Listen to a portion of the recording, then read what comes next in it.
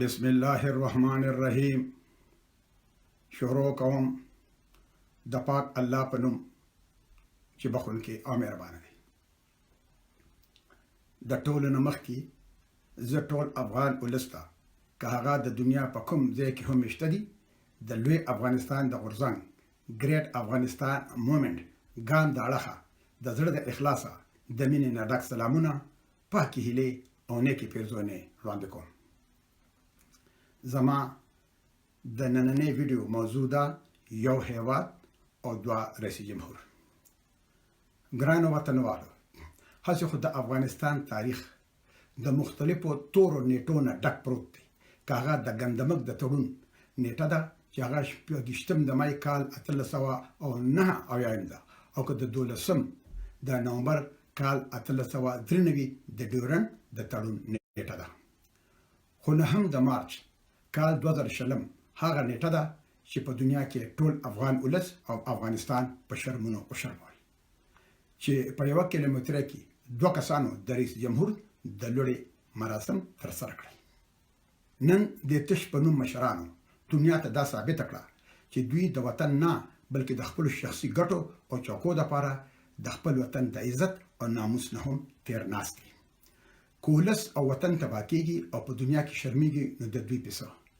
که په دوی کې یو ته سپیدار معنی ملاویږي او بل ته ارګ، نو دوی په دې هم خوشحاله دي، خو چې نوم یې د چوکۍ وي. که ولس او د هغوی بچي په وینو کې لمبېږي نو هېڅ پروا نشته، ځکه چې په دې دواړو کې د یو بچي هم په افغانستان کې نشته، د یو بچي په امریکا کې ناست دی او د بل په هندوستان کې. د کال 2001 نه پس چې کومو کسانو د دیموکراسۍ بغارې وخلي، نن دیموکراسي هم هغه خلکو په شرمونو وشرموله، او چې کومو کسانو به ویل چې دا دیموکراسي نه ده بلکې دا یو فریب او یو دوکه ده، نو هغه خلک به یا بندي کېدل او یا به وژل کېدل. نو آخر د هغه خلکو بچو ته، د هغه خلکو فامیل ته به اوس څوک جواب ورکوي. نن زموږ د هیواد ګران افغانستان د نړۍ په سترګو کې څه حیثیت پاتې شو. په افغانستان کې د انتخاباتو په نوم چې په افغان ولس کومې ملنډې وشوې، نو تاریخ به دا دواړه چرته هم معاف نه کړي. د انتخاباتو شفافیت د لوی سوال د لاندې دی. دا دواړه اشرف غني او عبدالله په انتخاباتو کې په تقلب باندې ککړ دي، او نتیجه دا ده چې ولس په دوی باندې نور باور نه لري، او نه د دوی دا تحلیفونه د ولس په نظر کې د منلو وړ دي. بس یو ډرامه وه او تېره شوه. د دې دواړو په قول او فعل کې ډېر بې فرق او توپیر دی. په خوله یو څه وایي او په بډه پیاز دی، په زړه کې نور پروګرامونه لري. د افغانستان اساسي قانون د کال 2014 نه هم د اشرف غني او هم د عبدالله د خپو د لاندې ریز مریز شو. دوه سرې دولت منځته راغی او 15 کاله یو غیر قانوني دولت دوام ولرلو. په 15 کاله کې د افغانستان کابینه پوره ونه ټاکل شوه. په دې 15 کاله کې ولس او وطن تباه او برباد شو. زموږ د یتیمانو او کونډو رونډو کې په بشپړ توګه اضافه وشوله. د اشرف غني د وینا مطابق 15,000 عسکرو د په وخت کې خپل ژوند د لاسه ورکړو، خو چې کوم عام ولس خپل ژوند د لاسه ورکړی دی نو هغه اشرف غني ته نه دی. نو دا خو د چا بچیو، د چا خاوندانو، د چا پلارانو، نو آخر هغوی له به دا دواړه په چوکۍ مین څه جواب ورکوي، او دا دواړه به آخر خدای له څه جواب ورکوي. دوی د شخصي ګټو او چوکو په خاطر ولس د ډېرو سختو ستونزو سره مخامخ کړو. اقتصاد تباه دی، امنیت نشته،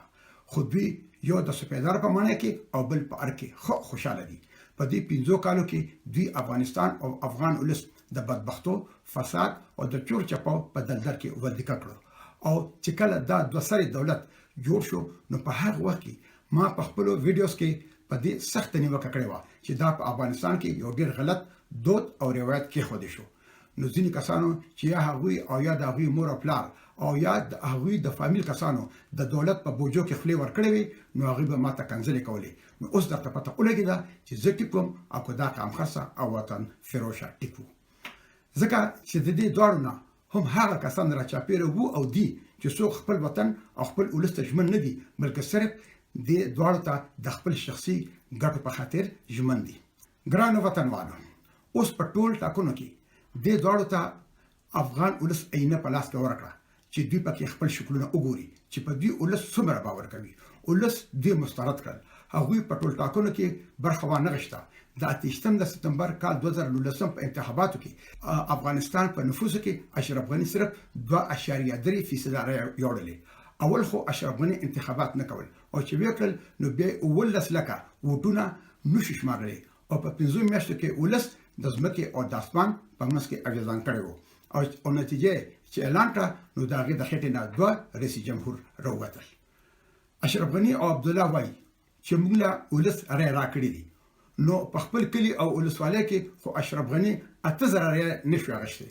د روزګان په ولایت کې 2.5 رایې وانه اخیستې شوې. امرالله صالح په پنځیر کې 1500 رایې ترلاسه نه کړې. عبدالله په جورجان کې 1000 رایې وانه اخیستې او عبدالله په ټول کندهار کې 2.5 رایې ترلاسه نه کړې شو. خو دوی له شرم نه ورځي چې دوی دا خبره په واسطه کوي چې موږ له ولس رایې راکړې دي او دا کوم رایې چې شمارل شوې دي نو دا خو د خلکو رایې نه دي بلکې دا د پیسو رایې دي. آیا اشرف غني د غریب ولس په سونو میلیونه ډالر په دې ټول ټاکنو کې مصرف کړي نه دي؟ د امریکای په افغانستان کې مخکنی سفیر جان باز خو په ډاګ وویل چې په 9 لکو رای باندې څوک په 15 میلیونو خلکو حکومت نشي کولای. ګران وطنوالو، د ټول ټاکنو نه مخکې اشرف غني شبشاد ټي وي ته په یو مرکه کې وویل چې د ملي وحدت په نوم چې ما کوم دولت جوړ کړی و نو هغه یو ډېره لویه اشتباه وه. هغه هیڅ لاسته راوړنه ونه کړه. حالانکه د وحدت ملي په نوم د دولت پوجا اشرف غني د ارګ چوکۍ ترلاسه کړه او عبدالله د سوپیدار ماڼۍ. نو اوس چې بیا د اشرف غني او عبدالله په منځ کې د قدرت لپاره جګړه شروع شوه نو بیا عبدالله ته اشرف غني 30% په دولت کې د برخې او د سولې عالی شورا د مشرۍ وړاندیز وکړو خو عبدالله ورسره دا خبره ونه منله. نو دلته خو بیا اشرف غني د خپل چوکۍ لپاره د عبدالله سره معامله کوله. هم په دغه مرکه کې چې د اشرف غني نه پوښتنه وشوه چې تا په ازغن تر معامله کړې ده نو د ورته جواب ورکړ چې نه. خو دلته اشرف غني ذات کړه که زه د ازغن تر معامله راچوتوم نو بیا پاکستان سره خبره جنگ ته ځي. نو دا دومره کمزوري دلیل دی که چېرې سبا پاکستان جلال آباد ته ورسي او بیا سروبي ته او اخر کې کابل ته نو بیا به هم اشرف غني وایي چې زه ځکه څه نه وایم چې بیا خبره جنگ ته ځي. خو که دته صرف ارګ پاتې شي نو هم په دې دی خوشاله دی خو چې چوکۍ وي. او اوس بیا وایي چې زه د 15 کالو لپاره رئیس جمهور یم. نو آینسټاین یو خبره کوي چې څوک په کومه لار ځي او خپل منزل ته ونه رسي نو که دوی بیا هم په هغه لار باندې ځي نو د دوی نه بل بیوقوف او کمعقل نشته. نو دې بدبخته افغان ولس لا 15 کاله کې دوی څوکړل چې بیا به ورته دا ولس 15 کاله نور هم ګوري. نو یا افغان ولس الله پاک به در باندې نور قهر هم نازل کړي ځکه چې خدای پاک وایي چې کوم قوم خپل حالت په خپل نه بدلوي نو زه دا وی حالت بدلول نه غواړم. نو که تاسو په دې باندې خوشاله چې په 15 کال کې تاسو سره سوشل نو تکړه شي نور هم 15 کال اوسغمه. ګرانو وطنوالو، د 40 کالو د بدبختونو پس په اولنی ځل افغان ولس ته په تونل کې په تور تیار کې درنه یو سړک ښکار شو چې هغه سوله ده. نو دغه سولې د مخنیوي لپاره هم د اشرف غني په دې لار کې صبر خندونه واچول چې دا سپوتاج کړي چې کله یو بهانه او کله بل بهانه خو افغان ولس نور سوله غواړي او بل نور هیڅ نه غواړي. ګرانو بچو، هم د دې دولت د جنتکارو او د خپل شخصي ګټو او چوکو په خاطر دوی امریکا د پاکستان او طالبانو جوړیت ورواچوله. امریکا ته چې پته ولګیده چې پاکستان د دوی سره دوکې کړې دي نو هغه په دې سیمه کې د خپل اقتصادي او ستراتیژیکي ګټو په خاطر د پاکستان بدیل پیدا کوو. نو هغه دا بدیل افغانستان خوښ کړو ځکه دلته نه بیسونه جوړ کړ. خو هغه ته ډیر زر پته ولګیده چې د افغانستان چارواکي خو یا د پیسو غل دي او یا د چوکو او د خپل وطن او دولت سره هیڅ غم نشته. نو امریکا په دې نتیجه ورسېده چې د افغانستان دا چارواکي د خپل وطن او دولت د ګټو خیال نه ساتي نو د امریکای د ګټو به سخت خیال ساتي. نو هغه بیا پاکستان له لاس ورکړو او چې کوم یو تنظیم طالبان چې امریکای په تور لیست کې چولې نو هغه سینې ته رانږدې کړل. ګرانو وطنوالو، د امریکای بهرنۍ پالیسي په درستونو باندې ولاړوي چې پاغه دوی د نور هیوادونو سره خپل اړیکې ساتي. یو ستنده ده چې په یو هیواد کې په قدرت کې دولت په خپل هیواد کې امن راوستي شي او کنه. دویم مستر، آیا په دې هیواد کې د بشري حقوقو خیال ساتل کیږي او کنه. دریم مستر، چې آیا دا دولت د امریکای دوست او دښمن. نو اوس براشي خپل ګران وطن افغانستان ته. آیا د افغانستان دولت په وطن کې امن راوستي شي؟ نه. آیا په افغانستان کې د بشري حقوقو څخه خیال ساتل کیږي؟ نه. آیا د افغانستان دولت د امریکای دوست دی؟ نه. ځکه چې کرزی صاحب د امریکا په کومک د افغانستان په څو واره رئیس جمهور شو، خو په اخر کې د امریکای دشمن شو. اشرف غنی د امریکای په کومک اول د خزانه وزیر او بیا رئیس جمهور شو، خو چې د اشرف غنی چوکۍ ته خطر پیښه شو نو بیا محب امریکای ته ولېګلو او د زلمی خلیلزاد هلته جامع وویستلې.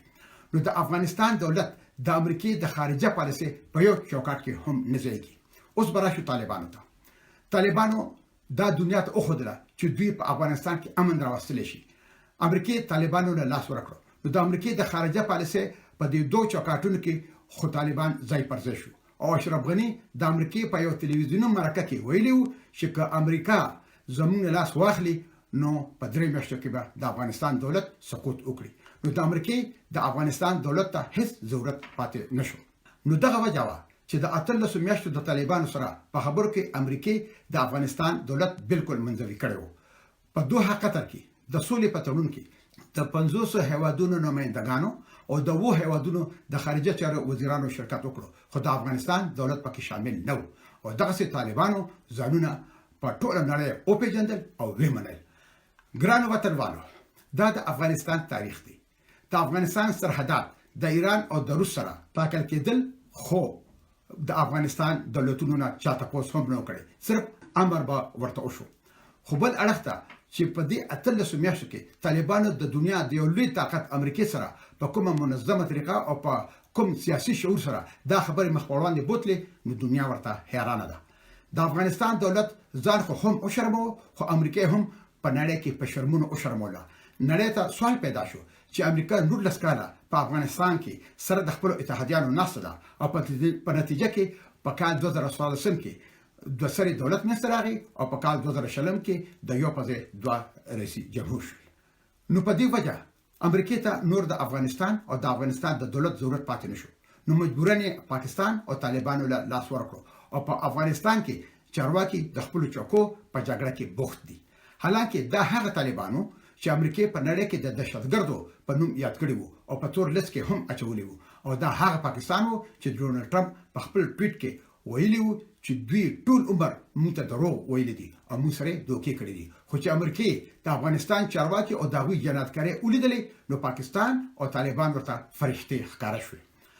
د امریکا رئیس جمهور ډونالد ټرمپ په خپل د طالبانو د مشرانو سره 15 منټه په ټلیفون خبرې کوي او ورته وایي چې تاسو ډېر بهادر خلک یې او د خپل وطن نه مو دفاع کړې ده. او د افغانستان د دولت په اړه کې ډونالد ټرمپ وایي چې که زموږ عسكر د افغانستان نوزي نو کې دي شي چې طالبان د افغانستان اختیار په لاس کې واخلي.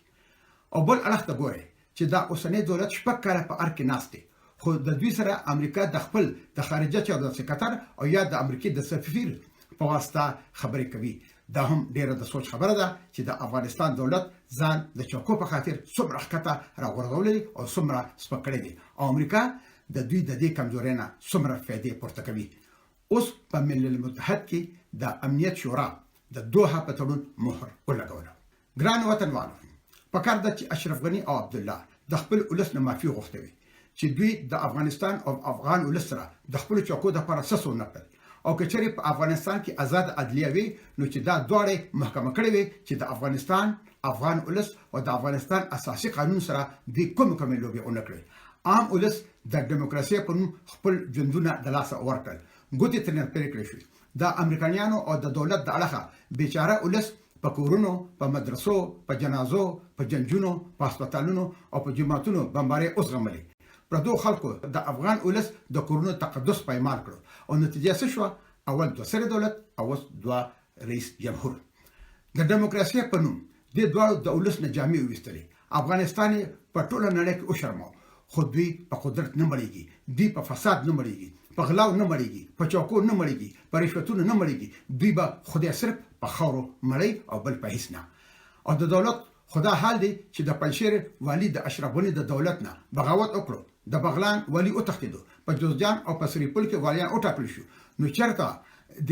د اشرف غنی هغه امنیتي ادارې په افغانستان کې پښتونولي، اسلامیت او افغانیت خو پرېږده چې هغه سیاسي کلتور هم د خپل دلال شو. د امر الله صالح په دې اشرف غنی پسې کوم خبرې کولې او چې په امریکا کې د امرالله صالح نه د ډیورلاین په اړه کې پوښتنه وشوه نو دوی ورته څه جواب ورکړو او چې کله اتانور د کرزي په وخت د بلخ والیو نو د بي بي سي ته ویلو چې په کار ده چې موږ ډیورلاین ومنو او د دې اتانور چې اوس د اشرف غنی سره کوم اختلافاتو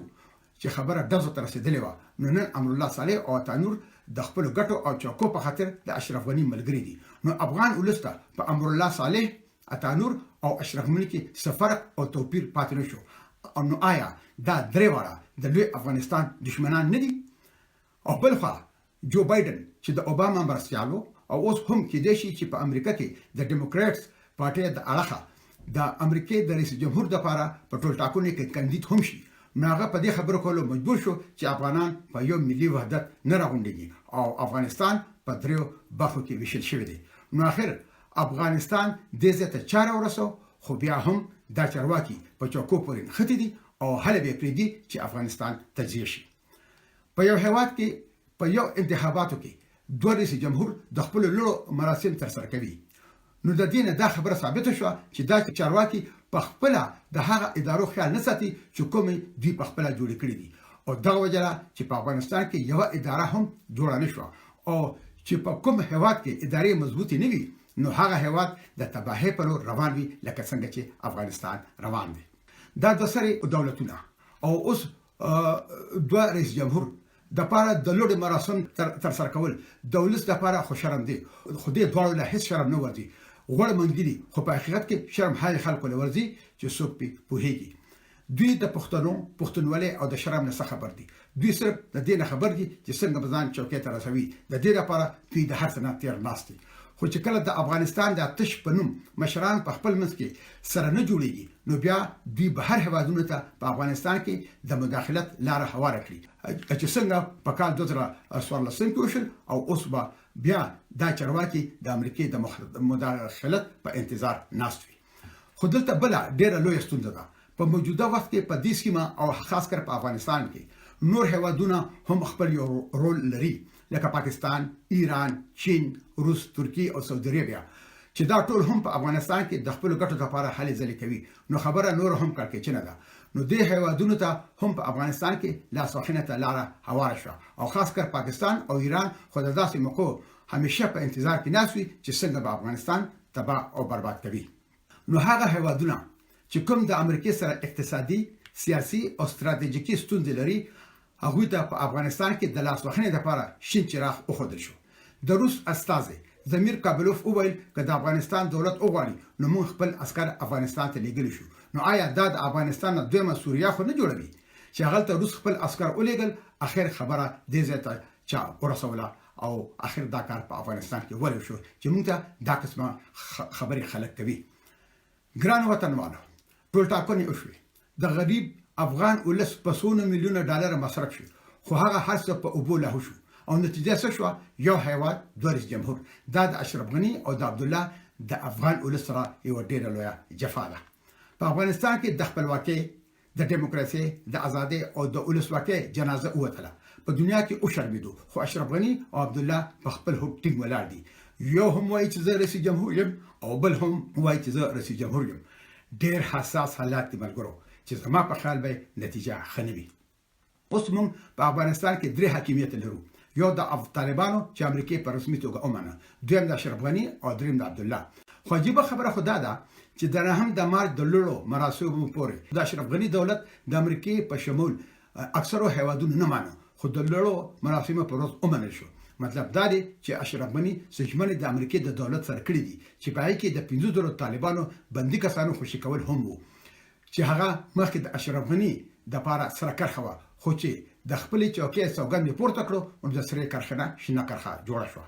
او چې نور کوم ژمنې اشرف غنی امریکای سره کړې دي نو هغه به ډیر ځل ولست ښکار شي خو خبره د 3 میاشتو ده ډیر ضربه خبر شي چې سبا کیږي خو زما سره ویره ده که بیا حالات بحران ته لاړ شي نو بیا به غریب او بدبخت ولست د تاوان او ستوندو سره مخامخ شي زمانه ډیر کسان دا پوښتنه کوي چې مشره ته په افغانستان کې د لړو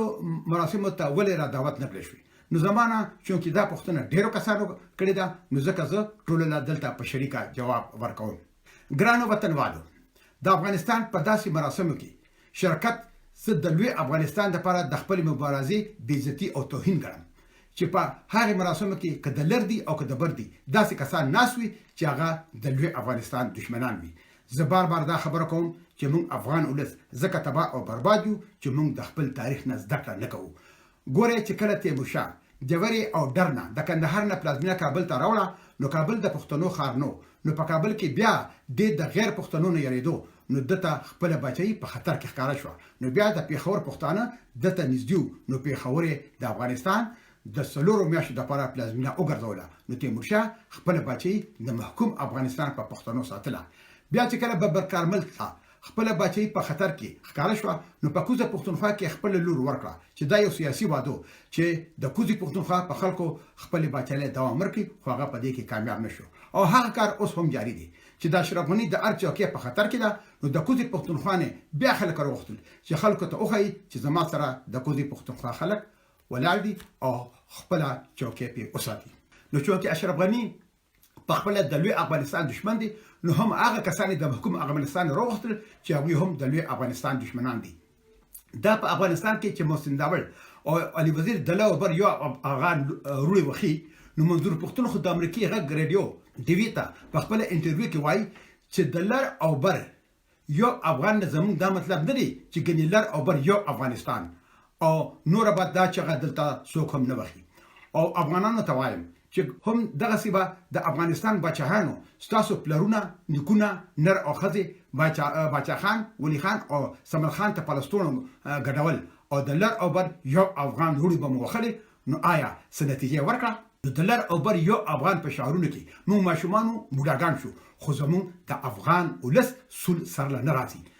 که په دې علي وزیر او محسن داول کې خیرت وي نو دا شعار دی ورکړي چې لر او بر یو افغانستان نو بیا به زومنه خو دې ټول ته پته ده چې افغانان تش په شعارونو خوشاليږي. نو راشه دا وروړي ورته وخه او دوی بارته نرخه غډيږي. دا خو که په واشنگټن یا په چین کې یا په روس کې یا په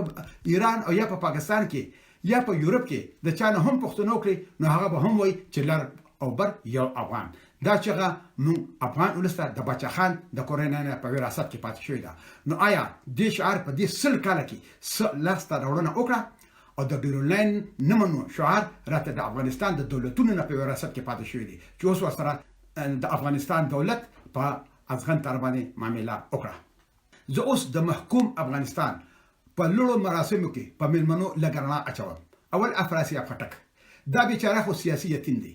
دا مسئله په زمانه کې په پښتون سټوډنټ فدریشن کې بیا په نېشنل عوامي پارټي کې چې په افغانستان کې انقلاب وشو د کمیونست پارټي کابل ته ولېګلو. دا کمیونستان په پاکستان کې یو ټانګه خلکو به پښتون سټوډنټ فدریشن مات کړو او یو ډله د ترنه د ډیموکراټیک سټوډنټ فدریشن په نوم راجوزا کړه چې هغه به د پاکستان د کمیونست پارټي د لاندې کار کولو. بیا نېشنل پروګریسیو پارټي تلاړو چې د هغه مشر د هندستان مهاجر ډاکټر اعزاز نذیر وو او په کابل کې به افراسیاب خټک د ولی خان دیو د پارټي نېشنل ډیموکراټیک پارټي خلاف هلې ځلې کولې. بیا د انقلابي پارټي بنیاد کې خوده. بیا چې پاکستان ته لاړو د پیپلز پارټي سره اړیکې وساتلې. آفتاب شیرپاو دغه په کابل کې ناست تاسو نه وکړي. نو افراسیاب به هر شپه د شپې 11 بجې د شیرپاو کور ته پټلو او د پیپل پارټي شیرپاو ګروپ د لپاره به د مستقبل پروګرامونه جوړول چې په هغه غونډه کې بور سره بیرستر عثمان هم ناسو چې نن سبا په کاناډا کې دي او بل اړخته افراسیاب عوامي نېشنل پارټي سره پټ پروګرامونه جوړول. نو چې کله عوامي نېشنل پارټي ورته ویل چې ټیک ته پارټي ته راځه نو بیا ماته بیرستر عثمان ویل چې زموږ د حالت تاسو ومنو کړ او په عوامي نېشنل پارټي کې شامل شو. او اوس چې کله دا بیچاره او یو دوه نورې خدای چې کابل ته درغلي دي عوامي نېشنل پارټي د پارټي نه وېستل نو پی ټی ایم کې شامل شو. نو دا ټول سیاسي یتیمان دي چې چا له په سر باندې لاس کې خو نو دا وې سره روان وي. چې کله کرزی صاحب ولسمشر نو یو ورځ کرزی صاحب سره افراسیاب خټک او د کرزی صاحب مشاور تاج ایوبی صاحب ناسو چې نن سبا په واشنگټن کې دي. نو هغه وایي چې ما د کرزی صاحب په مخ کې د افراسیاب نه تاسو کړ چې د لر او بر یو افغان په باره کې ستاسو خیال دی. نو افراسیاب ورته ویل چې او لر او بر یو افغان دي خو موږ په دوه ملکونو پالیسي یعنی ټو کنټری پالیسي باندې یقین لرو. موږ په پاکستان کې خو او تاسو په افغانستان کې. خو زه دلته اوس یو بل ډیره ضروري خبره کول غواړم. افراسیاب چې اوس په کابل کې بیان ورکوله نو وایي چې کله ډاکټر نجیب رئیس جمهور وو نو زه ورسره ګردیز ته تللی او خلکو ورته په حال کې چرچکې وکړې. خو په کار ده چې دا خبر هم ویل شي چې ډاکټر نجیب په اخر کې ویلی و چې کله زما پوزیشن خو نو دوی زما سره وو خو چې کله اوس زما پوزیشن کمزور شو نو دوی نه اوس پاکستان ته وتښتیدل دا خبره ډاکټر نجیب د افراسیاب خټک او د اجمل خټک په باره کې کړې وه او بل زه د افراسیاب خټک نه یو تپوس کوم چې کله ته پاکستان ته د افغانستان تلې نو تعالی ډاکټر نجیب څه امانت درکړو چې دا په پیښور کې زما فامیل ورکړه ځکه چې هغه ډېر په تکلیف کې دي نو د غیرتمن قام په تندي تور داغه تا په هغه امانت خېټه واچوله او هغه امانت د شهید ډاکټر نجیب فامیل ورنکړو د ډاکټر نجیب خور کوکې په پیښور کې سلیم راست ویلو چې دا ټول کله په افغانستان کې ناسو کاغه افراسیاب او جمعټکو او کاغه د باچا خان فامیلو نو په دوی زموږ ډېر احسانات دي خو دلته چې کله موږ راغلیو نو زموږ چا تاسو قدر ته هم ونکړو بل اوس افراسیاب او محسن داول په کابل کې وای چې افغانان دي 1500 کاله ټوپک کې دي یعنی عدم تشدد نو افراسیاب خو هم په کابل کې په ټریننګ کیمپونو کې ټریننګونه کړی دي اوس ورته پته ولګیده چې پښتنو لا ټوپک ته نه دي لاس ور پکار دا هغه عدم تشدد دی چې د باچا خندرا سمو تر اوسه پورې غلامان یو خو عدم تشدد خو بدنام شوی دی نو دوی اوس عدم تشدد لا بل مرکه چې 1500 کاله تاسو ټوپک ته ملاس کوي ځکه چې حسنه پښتانه ټوپک ته لاس کی او خپل ځمکه د عباسین پورې اوننيسي او چې ټوپک کې دي نو د عباسین نه د ډورن پورې به افغانستان د خپل ځمکه نه لاس ونیسي او افراسیاب نه خو دومره وی چې په افغانستان کې په خپل نوم اوسېدي هم نشوي نو ځان لدی نوم اکبر خان اخو دیو درنه دوی محسن داول او علي وزیر دوی درې کسانو محسن داول علي وزیر او منظور اول مسعود تحفظ مومنت جوړ کو او بیا ترنه پښتون تحفظ مومنت جوړ شو خو چې کله د ټول ټاکنو په وخت کې پی ټی ایم فیصله وکړه چې پی ټی ایم په ټول ټاکنو کې برخه نه اخلي نو دوی د پی ټی ایم د اصول خلاف ورزي وکړه او په ټول ټاکنو کې حصہ واخیسته او علي وزیر ته عمران خان په دې شرط خپل کاندید کینو چې دوی به په خپل جسور کې یو جو دهشتګرد دي اس کې پیچې ور دي دا ناره نه وخی نو علي وزیر وسره دا خبره اومنله او بیا ورته عمران خان خپل کاندید کینول او دا دوه لاړل او د پاکستان په پارلیمان کې د پاکستان د وفادارۍ قسمونه پورته کړل او اوس محسن داول په خپل بیان کې په کابل کې وای چې لارو بر یو افغان خو په جدا جغرافیایي حدودو کې اوسو یعنی موږ پاکستان کې او تاسو په افغانستان کې زه هم په واشنگټن کې وم او محسن داول هم واشنگټن ته د پاکستان د دولت د اړخه د پاکستان په پیسو راغلی نو چا ورته ویل چې ټکر صاحب دلته دي سره ویني نو دا ورته ویل چې مشال خان ټکر پاکستان ورانوي او پی ټی ایم مضبوطوي نو زه دغه سره نشم ملاوي دي بل حاجی بلور صاحب درغلی دي هغه خو د عوامي نشل پارټي د اړخه درغلی دي نو ما هغه ډېر خبرې کړې دي او تاسو خبرې چې ان پی لوی افغانستان غواړي او کنه بل یو دوه کسان فرحت الله بابر او افتاب شرپا هم دغه درغلي دي چې دا دواړه د ذوالفقار علي بوټو په اخر باندې لوي شوی دي او دا هغه بوټو چې نصر الله بابر په کال 1903 او کې راوخته چې کال 1903 روان دي د ډیورن لاین د تړون سل کال پورې کیږي او افغانستان به خپل ځمکې تاسو کوي نو په کار ده چې په افغانستان کې اور بل شي نو د افغانستان کې چې سره باندې نو د دې بنسټګر ذوالفقار علي بوټو دي بل ډاکټر سید عالم صاحب دي نو زه په واشنگټن کې چې ماته د پی ټی ایم یو کس وویل چې سید عالم پی ټی ایم ته د پاکستان دولت را په سازش را نه نشته دي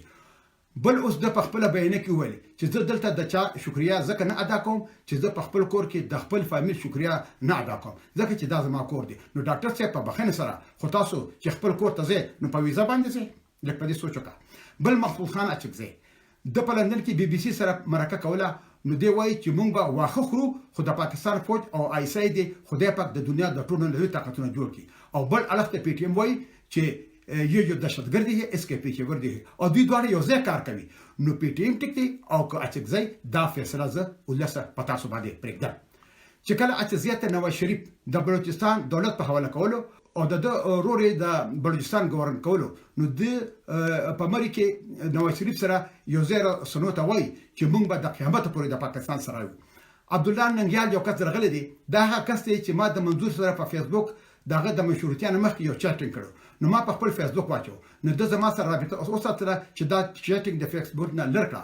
ځکه چې موږ دا نه غواړو چې په موږ د افغانستان ټاپه ولګي او ته افغاني دته دا پته نه و چې زه د محکوم افغانستان بیا زمانہ مافیا غوښتلې اوس په کابل کې په خپل بیان کې وای چې زموږ لوی کور افغانستان او افغانانو ته چرچکه وخی خو ګرانو افغانانو ورونو خويند او بچو دوی ته پته ده چې د افغانانو ته دا جذباتي خبرې کوي او دا افغانان براته چرچکه وهي او پلستون براته غډيږي خدا ټول چې پاکستان ته لاړ شي نو هر یو به ځان پاکستان ته خپل ریپورت وړاندې کړي نو آیا په داسې د لړو مراسمو کې زما زیشته چې دا قسمه د لوی افغانستان لوی دشمنان پکې قدرمن ملمانوي هیڅ هم نه خو چې ما په واسکو می او په ډاګه ویل او وایم چې زما د پلار کې وطن د اباسین د تردامو پر لوی افغانستان دی او زه د هغې د حل زلو دپاره کابل ته راغلم نو زه د اشرف غني دولت 2000 وشړلم چې دا د پښتونولۍ اسلامیت او افغانیت په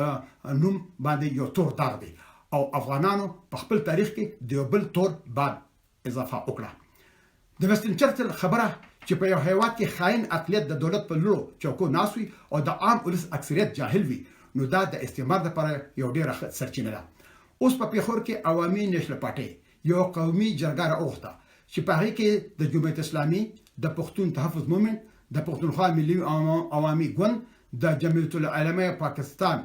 فضل الرحمن ګروپ د جمعیت العلماء پاکستان سمیع الحرب ګروپ او د پاکستان مسلم لیگ نواز شریف ګروپ استادو په توافقنامه لاسلیکونه وکړل چې د پی ټی ایم نه په منظور پښتون لاسلیک وکړو چې دوی به د پاکستان د مین سټریم سیاست کوي خو دلته زه یو بل ډیره اهمه خبره کول غواړم چې کله ان پی د دې جرګې اعلان وکړو نو د ان پی یو مشر میا افتخار نه چاته پوس وکړو چې منظور مو راغوخته دي نو میا افتخار وته ویل چې او نو هغه ورته ویل چې میا صاحب هغه خو په جیل کې دي نو میا ورته ویل چې نه منظور به د هغې نه مخکې راخلاصيږي نو میا صاحب ته سپتاوه چې منظور به د جرګې نه مخکې راخلاصيږي نو دلته شکونه پیدا کیږي نو منظور چې په دغه توافقنامه لاسلیک وکړو نو اسپیندیار په خپل بیان کې ویل چې پکاده تاسو ما په وګټه په شاباسي راکې چې منظور د پاکستان د مین سټریم د سیاست په توافقنامه باندې دستخط وکړو نو اوس پښتنو ته په دې ټولو پټو او په پی ټی ایم کې سفر پاتې نشو او دا ټول په شریکه د لوی افغانستان دشمنان دي ګران وطنوالو زمانه ډیر کسانو د لوی افغانستان د جوړېدو د پلان بی پښتنه کړی دا ما د لوی افغانستان د جوړېدو د خپل پلان بی د وړاندې کولو نه یو میاشت مخکې اعلان کړو چې زه به په 15 د جنوري کال 2020 کې خپل پلان بی ولست وړاندې کوم نو هم په هغه وخت په هغه تاریخ د شمشاد ټلویزیون یو کس د منظور پښتون سره 55 میټر مرکه وکړه او په 15 تاریخ منظور پښتون د پاکستان دولت ونیو نو د پاکستان دولت ته پته و چې په دې په سوشل میډیا باندې یو شور جوړ شي نو زما د پلان بی نه د ولس توجه بلخوا وړي ځکه چې زما په پلان بی کې د کوزي پښتونخوا ولسته یو داسې پیغام ورکړی شو چې هغه په خپل لوی افغانستان غوښتو نو یو کس زمانه په فیسبوک سوال کړی دی چې ماته څوک د دې خبره جواب راکول شي چې منظور پښتون ولې ونیول شو او ولې پرې خودل شو نو هغه بیا وایي چې ټکر صاحب نور هیڅ خبر نه و صرف د پلان بی اهمیت ختمولو نو بیا د شمشاد ټلویزیون د هغه کس د منظور سره د پلان بی د اهمیت د ختمولو لپاره په مرکه تسلی ونشو نو د منظور په باره کې یو شخصي ویډیو په فیسبوک باندې لایو وکړه نو هغه د کوزي پښتونخوا یو کس سنگر خان نومېږي جواب ورکړو سنگر خان ماته هم ډېر کنځلې کړې دي خو هغه کنځلې چې کوم هغه ماته کړې دي هغه زموږ لپاره د ویاړ خبره ده چې ماته د پاکستان غدار ویل دي او زه پاکستان نه منم خو د شمشاد ټي وي هغه کس هم خبر بل کړی د شمشاد ټي وي کس وایي چې زما د منظور سره مرکه او هغه ویل چې لار او بر یو غار بس خبره خلاصه ده نو سنگر خان ورته د منظور هغه ویډیو اوخدله چې د امریکای غږ ډیو ریډیو سره مرکه کړې و نو د امریکای غږ ترنه کسترنه تاسو کړو چې منظوره ته د لار او بر افغان خبره کوي نو ته د لار او بر د افغانانو د یو ځل کې دوه خبره کوي او که صرف د لار د پښتونو د حقوقو خبره کوي نو منظور ورته وایي چې د لار او بر یو افغان دا چېغه بدلته نور څوک نه وخی او د لار او بر یو افغان زموږ دا مطلب نه دی چې ګنې یو افغانستان که په بر کې د پښتنو سره مساوي او په افغانستان کې د پښتنو حق وړل کېږي نو په خپل دي دغه پښتانه د افغانستان راپاسي او دغه د پاره د حل زلو کې موږ سره په پاکستان کې د پښتنو حق د پاکستان د قانون لاندې غواړو نو څنګه خان د شفیع ټي وي کستا زیاته کړه چې منظور په ډاګه وایي چې زه پاکستاني او تاسو په زور په ځان پورې تړئ نارانشي په افغانستان کې څوک را پیدا کړي ټول عمر د نورو خلکو هندوانو ته سره ویل ده نورې ورته هم ډېر بد خبرې لیکلې دي خو زه هغه دلته نشم ویلي بیا د شمشاد ټي وي کس وایي چې منظور خو ټول عمر په زندانونو کې تیر کړ حالانکه داغه په هغه وخت کې په جیل کې صرف 3 ورځې شوې مسندر خان ورته وایي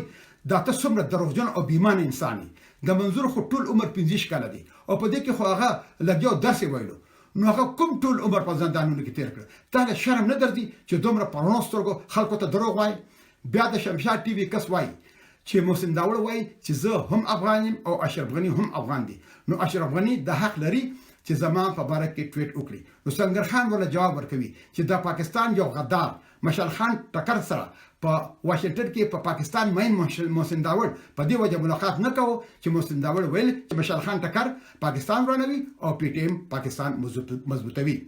بیا د شمشاد ټي وي کس وای چې علي وزیر وای چې زبا افغان تار د پاکستان په غاړه کې واچوم نو سنگر خان ورته د خندان شین شو چې اشرف غنی هم ویلو چې زبا افغان تار په یو کې چا پرې کوم او علي وزیر وای چې زبا افغان تار په غاړه کې ورواچوم نو سنگر خان ورته بیا ځا تکړه چې تاسو لا په دروغ شعارونو شرم نه درځي ځکه اشرف غنی په ار کې ناشتي او علي وزیر او محسن داوړ د پاکستان په پارلیمان کې ناشتي بیا ورته سنگر خان لیکي چې اشرف غنی او علي وزیر خو د افغان تار ته رانږدې شي بیا ورته لیکي چې علي وزیر خو د بنو په جلسه کې ویلي چې د پاکستان په پارلیمان کې ټول ډېر بې غیرته کسان ناشتي خو علي وزیر او محسن داوړ هم په دغه پارلیمان کې ناشتي نو بیا خو دوی هم ښه بې غیرته کسان دي بیا د شمشاد ټي وي کس افغان او پښتون جدا کړل نو سنگر خان ولا جواب ورکوي چې اوس خبره سم کړه سنگر وایي چې موږ د کوزي پښتونخوا پښتانه د 500 کالو تاریخ لرو او افغان نوم خو یو څو سوه کاله اگاهو ایرانیانو پښتنو ته ورکړیو چې د پښتون نوم ختم شي نو تاسو خپل قومي او تاریخي نوم هېر کړی دی او ځان ته افغانان وایي نو په دې وجه موږ اصلي پښتانه یو او تاسو 2 نمبر پښتانه یې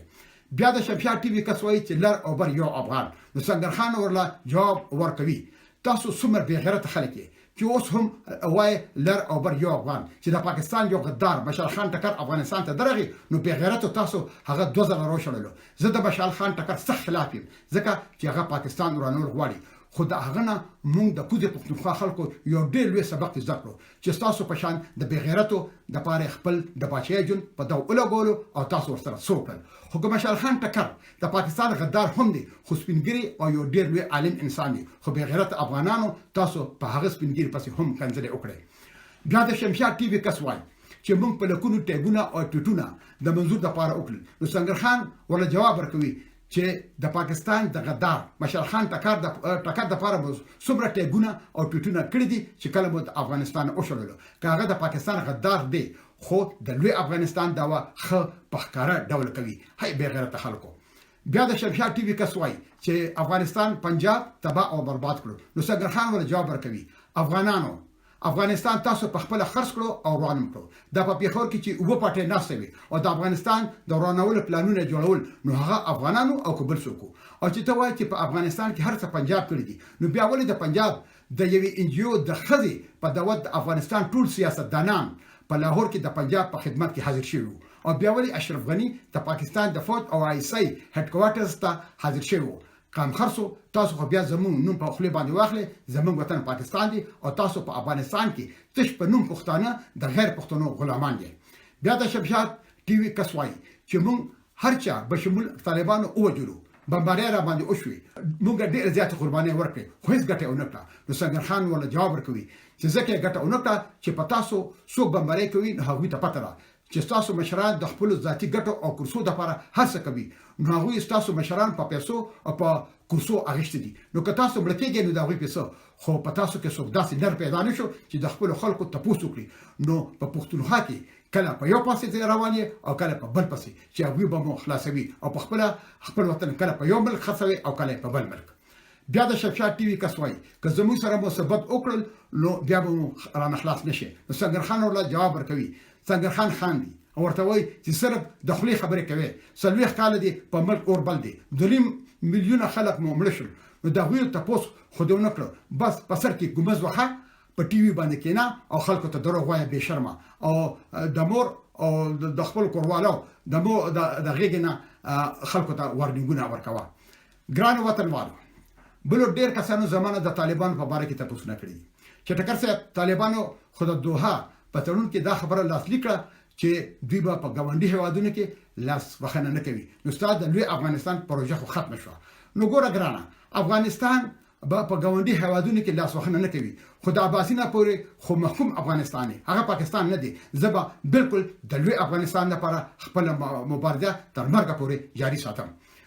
بل طالبان هم د دې خوري بچي دي که مجاهدین په پارلمان یا په ارکه کې نشته شي نو دا حق د طالبان هم جوړیږي بل یو تاریخي خبره وره چې کله طالبان په افغانستان کې په دولت کې نو دوی په بشپړ توګه په پاکستان تکیو دوی له پاکستان هر کال 10 بلین ډالر ورکولې خو چې کله مولا عمر ته په کندهار کې جنرال نصر الله بابر د ډیورند د منلو خبر وکړه نو هغه د ډوډۍ نه پاسولې او په سپین بولدګي ور اړولې هغه یو پښتون وو نو خپل پښتونیت ولا دا اجازه نه ورکوله چې خپل وطن خرڅ کړي هغه متفکر نه بل خبره دا ده چې زما کار د سولې او امن سره دی ما مخکې هم دا خبره کړې ده او اوس بیا کوم چې څوک هم په افغانستان کې سولې او امن راوستي شي کاغه هر څوک وي نو زه دا غوي مرسته کوم خو په 19 کال کې په افغانستان کې چې سولې او امن رانه وستو نو زما د خیال چې دا سولې او امن به هم دا طالبان راولي ځکه چې دوی مخکې درې ورځې اوربند کړو او بیا یو اوربند کړو او دنیا ته دا ثابت کړه چې دوی په وطن کې امن او سوله راوستي شي زه د سولې او امن په تړاو د طالبانو په کلکه مرسته کوم طالبانو له پکار دي چې د افغانستان مشران افغان ولس د دولت کسان سیاسون د ټول سره په شریک کینی او د خپل وطن او د دې خپل ځپلي او زیریدلي ولس په خاطر یو بل معاف کړي او د خپل وطن په جوړېدلو کې د هر یو کس خپل ونډه واچوي دا وطن زموږ وطن دی او دا به موږ افغانان په خپل جوړو دا موږ بل څوک نه جوړوي او چې څوک هم په دې لار کې د خندونو اچولو کوشش کوي نو په کار ده چې د هغه سره ډېر په سختۍ سره برخود وشي او اوس هم څه کسان لګیا دي دا کوشش کوي چې د طالبانو سره هیڅ ولا ونشي چې په هغه کې ډېر کسان په چوکو باندې یا ناستي او یا د چوکو په تمه دي نو کولس او وطن تبا کېږي نو دا وی پیسه اوس بیا اشرف غنی او امر الله صالح د سولې په لار کې خندون اچوي کله وایي چې د طالبانو او د داعش په منځ کې نږدې اړیکې دي بل وایي چې زبر طالبان مرحله وار خوشی کوم او طالبان څه وایي او وایي چې یو کس هم په 500 طالبانو بنديانو کې کم وي نو موږ د افغانانو په منځ کې هیڅ خبره کولو ته تیار نه یو خنو بیا ما ته پرون یو کس کابل نه خبره کوله هغه به اوري چې مشره ډېر کسان داسې دي په افغانستان کې او خاص کر په کابل کې چې کار لراغلي دي نو پاسپورتونه هغه په کور کې نه پریدي پاسپورتونه په جیب کې ګرځي ځکه چې د بهر دنیا پاسپورتونه ورسره دي نو که څه خبره جوړیږي چې بس نه دوی هوایي ډګر ته ځي دوی خو دلته چوکول راغلي دي بچي بهر دي نو چې چوکې نه وي نو دوی په افغانستان کې څه کوي ګران وطنوالو ډېر خبرې به راښکاره شي خو چې اصلي بچي د احمد شاه بابا بچي په ارکه کینی او نو بیا به هغه ټایم کې هر خبره د نور په شانتي مونږ ته اوځلېږي او په کار دا چې هر چا سره حساب کتاب وشي چې چا د وطن سره خیانت کړی دی او پټي پټي معاملې د خپل شخصي ګټو او خپل چوکو د لپاره کړی دي او په کار دا چې دا قسم خلک په راتلونکي کې د عبرت یو مثال جوړ شي اوس مو په لوی الله سپارم تل دی پښتو تل دی پښتونولي او تل دی زمونږ د پلار نیکه خوږ او ګران وطن د باسینه تر دمو پورې لوی افغانستان